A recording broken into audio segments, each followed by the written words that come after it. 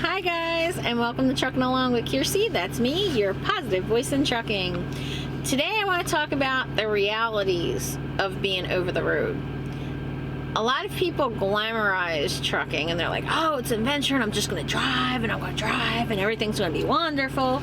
And every single person that I know, every student I had, even myself, we all said, oh my God, this is so much harder than I ever imagined. You're probably going to say that too. So when we come back, I'm going to discuss some of the realities out here that people have adjustments, have problems making adjustments to, because this is a lifestyle. It's not, it's not a normal job. There's nothing normal about this. That's why I'm good at it, because there's nothing normal about me either. But stick around.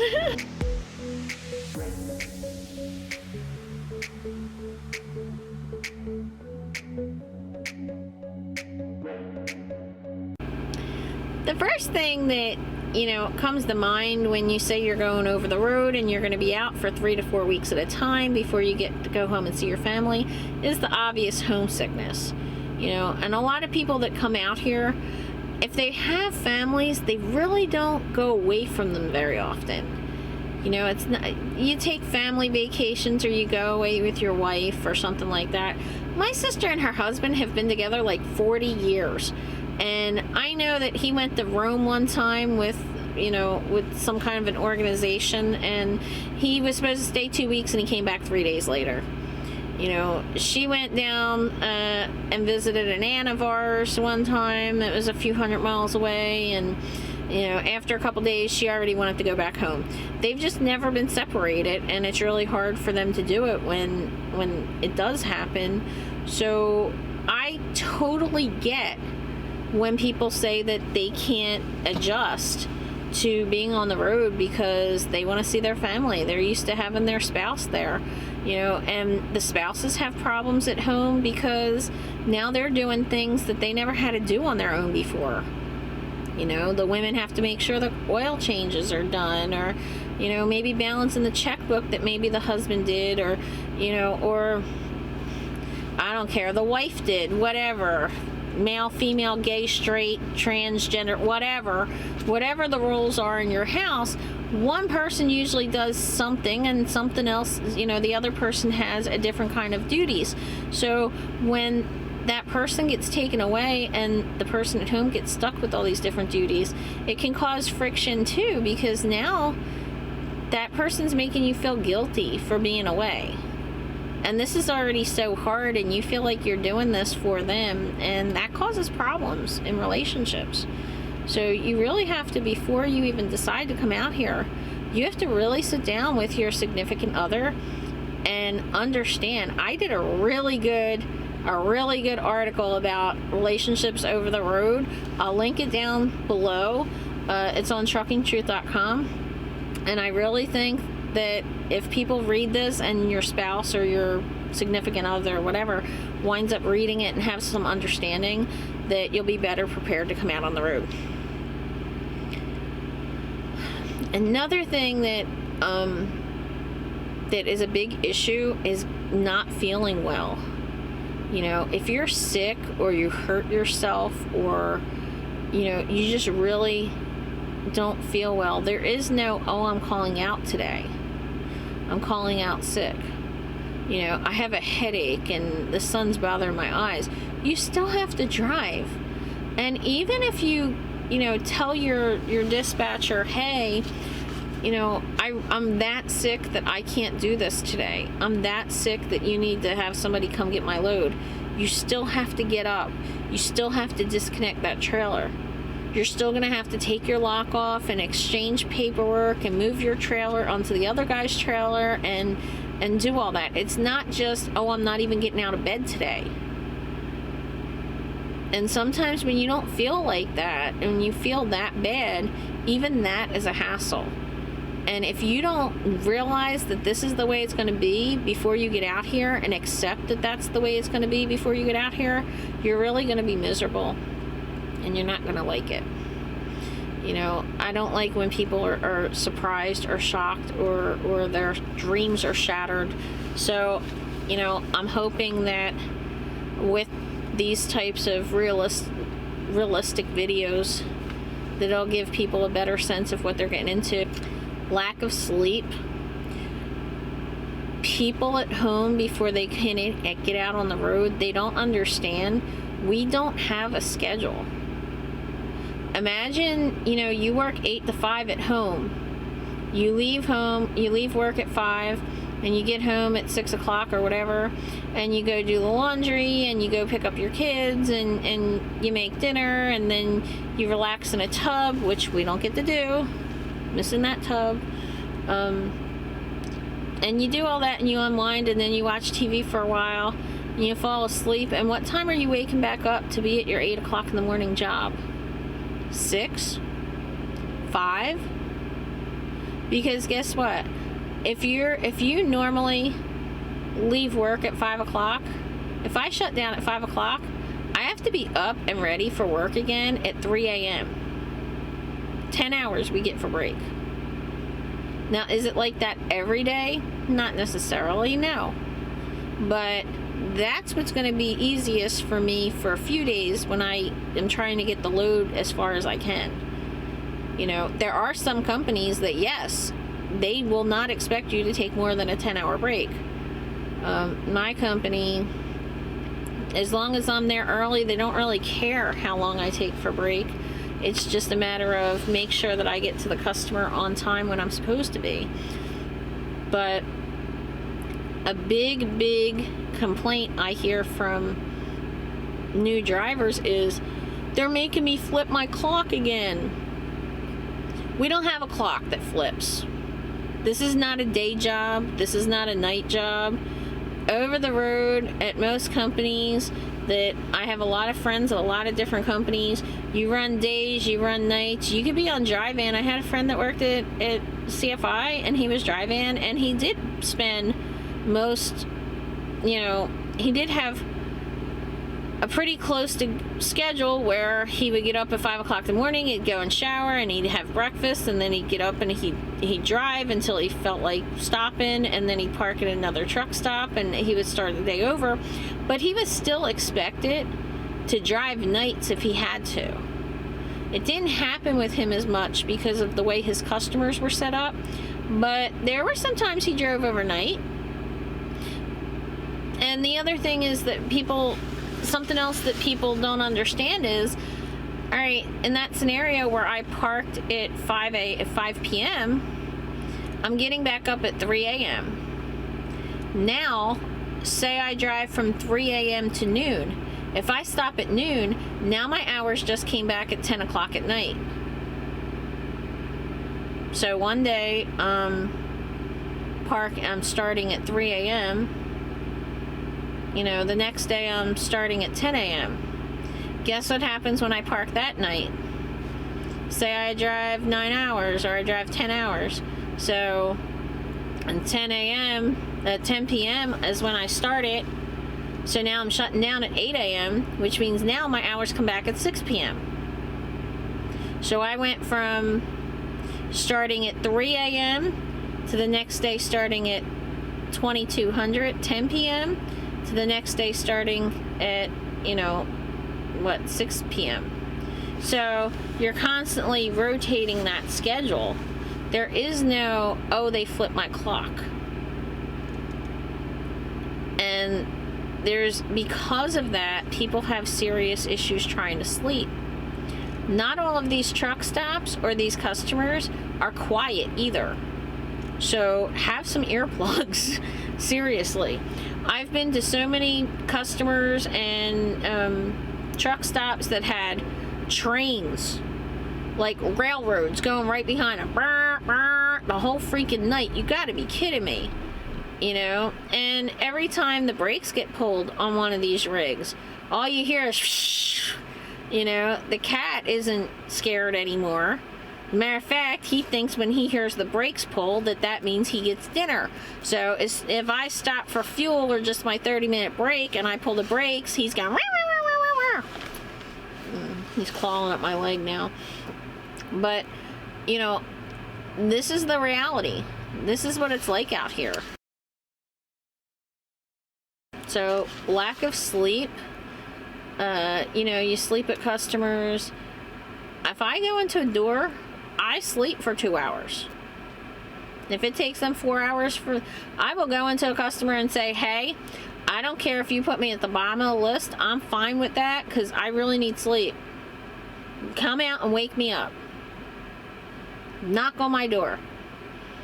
And I have one friend that I did train, and he was so cute. He was so funny. He was cute in a kid-like way. He was so excited in the beginning that he's sitting at the front and he's looking in the mirror because we have a green light and a red light on the trailer doors, on the dock doors.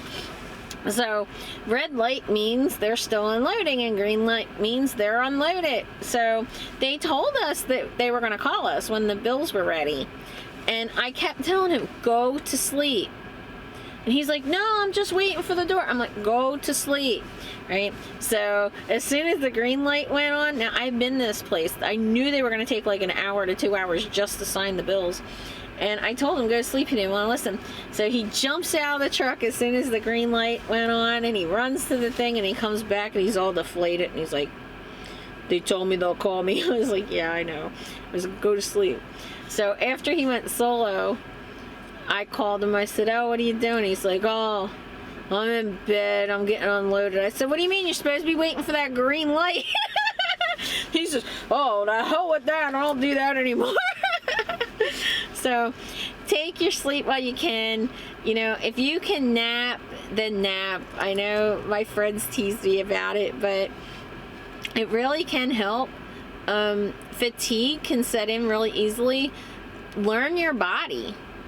You know, I've learned with some students that if I stop the truck halfway through their drive shift and tell them to stop and we're going to go eat and shower, it wakes them up.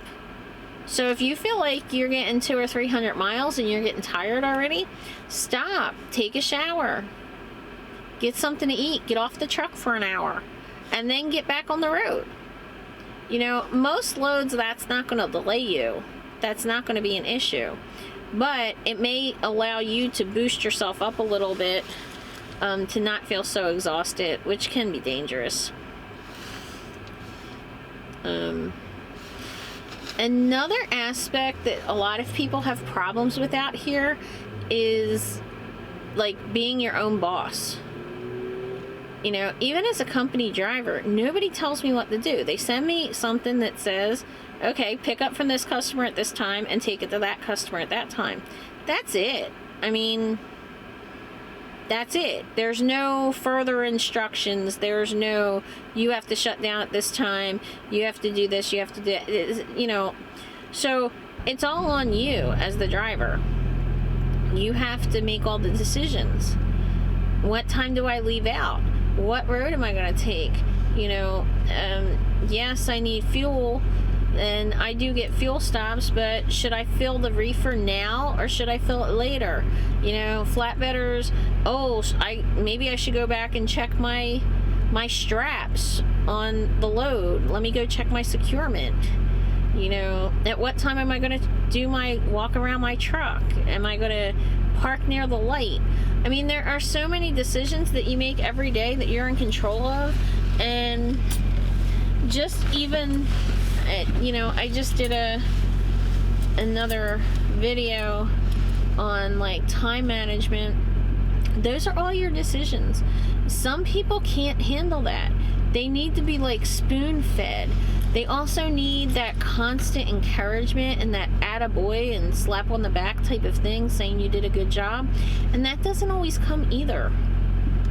And then, you know, the things that you miss out on the road can be really hard for people.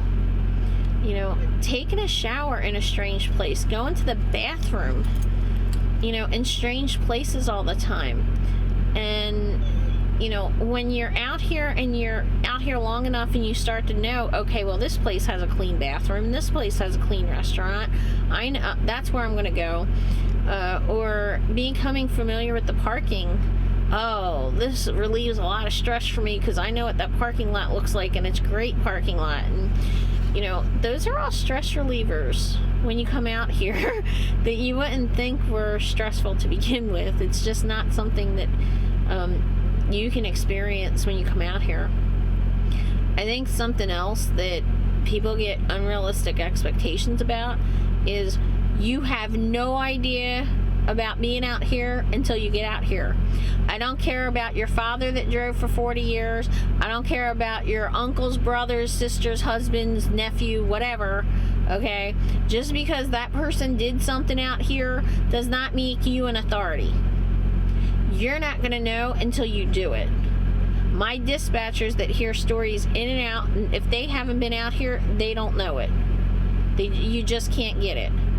You know, you don't understand being so exhausted and being frustrated trying to find a parking space when there's 500 trucks in a parking lot that only fits 300, and they block you in, and you have to go knock on doors in the middle of the night to tell them to move.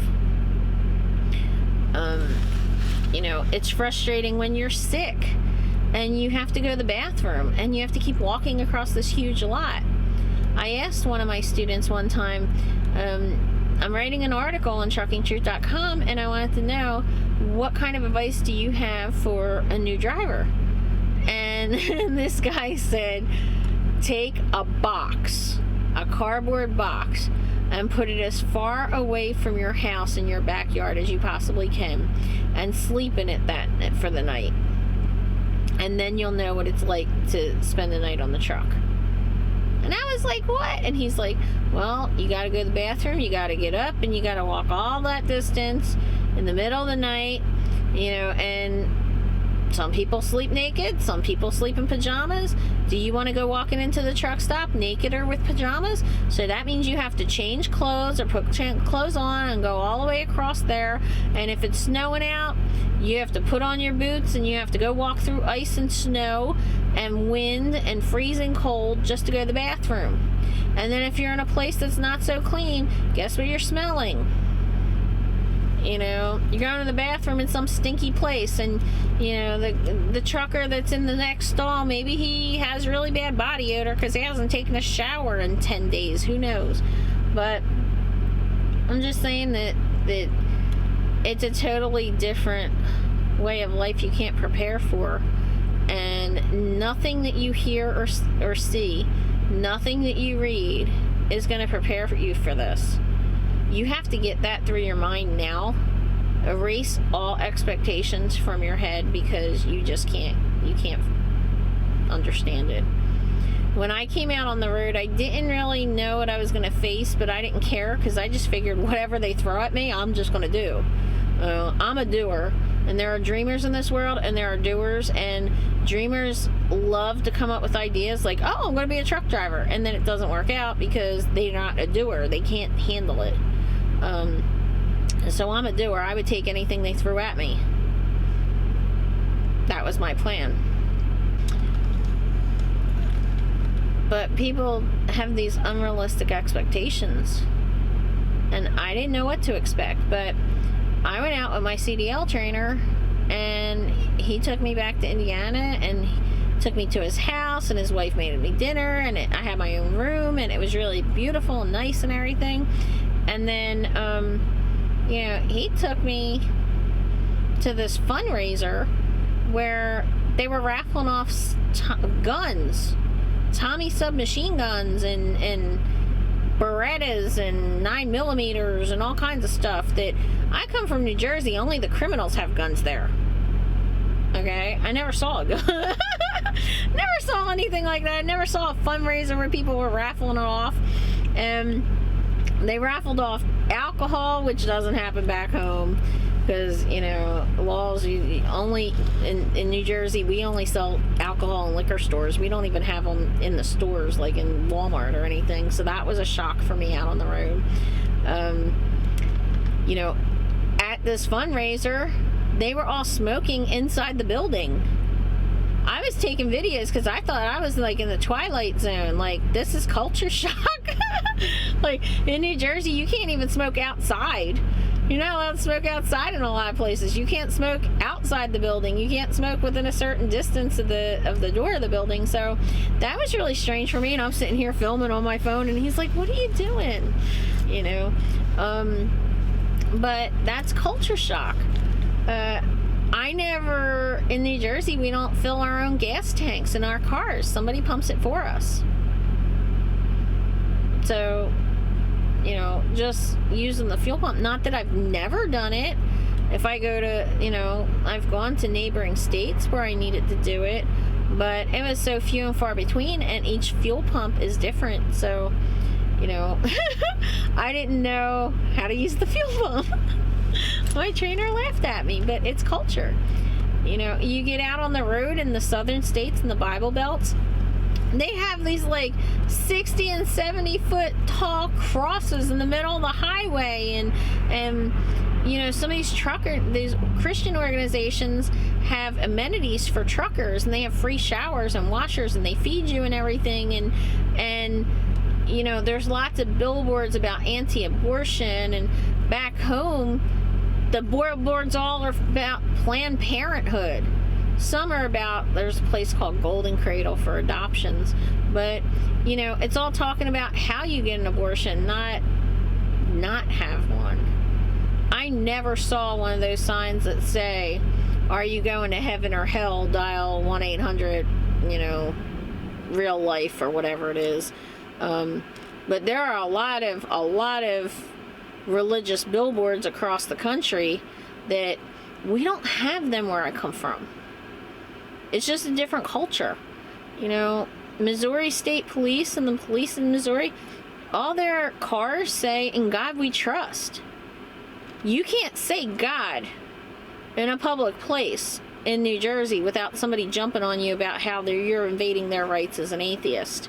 So, it's, you know, it's not just that the time is hard or the job is hard. You're also going from extremes, temperature extremes. Like, it was 121 degrees in Phoenix when I was there a few weeks ago. My shoes were melting into the sidewalk. You go inside and you take a shower, and by the time you walk back out to your truck, you need another shower. And, you know, that's something that lease ops and owner ops, they have to worry about idling the truck and paying for that fuel. As a company driver, I have an APU on this truck, and that uses like 1/8 of the amount of fuel that idling the truck would. But since I don't pay for the fuel, I don't care. And I did idle it for a little bit to give my APU a break. But when I went inside the truck stop, you could tell all the owner ops and the lease ops were inside the truck stop. There was a 4-hour wait for a shower. And Denny's was completely filled because people didn't want to be out in the trucks with the truck running the fuel, so they're inside. And if they're inside, that means they're not sleeping. And the crazy thing is, it was 109 degrees at night. I was like, you gotta be kidding me. When does it end? I really am in hell. I should have paid more attention to those billboards. But, and then you have the opposite. Like, I was there in Phoenix. It was 121. And then a few days later, I was up in Idaho. And it was 45. You know, and just going that kind of temperature change in a matter of a couple days can affect your body and make you sick and give you sniffles or make you congested. And then you go to someplace like Wyoming or Montana, and it's negative 40 degrees. This is extreme. I'm talking the wind is so bad that it blew a cigarette out of my student's mouth. You know, you could literally go frostbite from the wind just walking into the truck stop if you don't have gloves on. These are the realities of trucking. And then add the frustration of you get to a customer and find out that they sent you to the wrong building, or they, you know, you're sent to the wrong address, and you're driving through construction zones that have detours, and you're lost and there's no place for you to turn around. Some of these companies, like I don't know if Swift does, but I know Knight has cameras that if you make a U-turn and you're not doing it in a parking lot, you could get fired. Like, well, what are you supposed to do? And I'm not saying admitting to making any kind of illegal U-turns or anything, but even in a controlled light U-turn area, some of these companies, if they know, like, they have a video camera on you and they will call you up and say, hey, we know you just made that U-turn there. Well, sometimes we get lost. You know, sometimes you don't know where you're going. Sometimes you wind up in those construction zones or detours and you're like, oh crap, now what? You know, that is stress that you have to get used to. And an experienced driver, I just pull my brakes, put my hazards on, and the people around me might say, oh, her transmission died. They don't know. And then I figure out where I'm at and what I'm going to do. You know, but loads get mixed up. I know new drivers that went to the wrong place accidentally. They went to their delivery place instead of their pickup place. I know drivers that followed the GPS and wound up going further and further away from their delivery than they were supposed to be because the GPS somehow put them in the wrong customer or wherever. You know, you can make a wrong turn and all of a sudden wind up on somebody's driveway and, you know, try to spin around and knock out their cars and their fence and their garden. I know somebody that did that. You know, I know a lease op. I was here when there was a lease op that went and picked up a load from Kraft, and after spending a ton of money to put all kinds of custom stuff in his brand new truck, lease truck, he rolled the truck going to the scale. It didn't even deliver his first load, but wound up owing Prime $5,000 for his CDL school and the payment on the truck and everything he customized, plus the $2,000 for the insurance deductible and probably $10,000 for negligence. But he had to be a lease op. He wanted that badass Pete. And he had to put all these $2,000 decals all over the outside of the truck because that was important, and got that TV satellite, that was important. So, you know, it's serious out here and you have to take it seriously. And you can't expect everything to go your way. You have to be flexible. I talked about that in a couple other videos. You have to be flexible. So, I hope this gives you some insight. And I want to thank you guys for liking and sharing and subscribing. Ring that little notification bell. And if you're an experienced driver, comment below on what you think the hardest part of trucking was, you know, of trying to transition and get adjusted. That way we give our viewers a little bit of idea of what we go through every day. And I want to say thank you very much, and I hope to see you out here trucking along. Bye.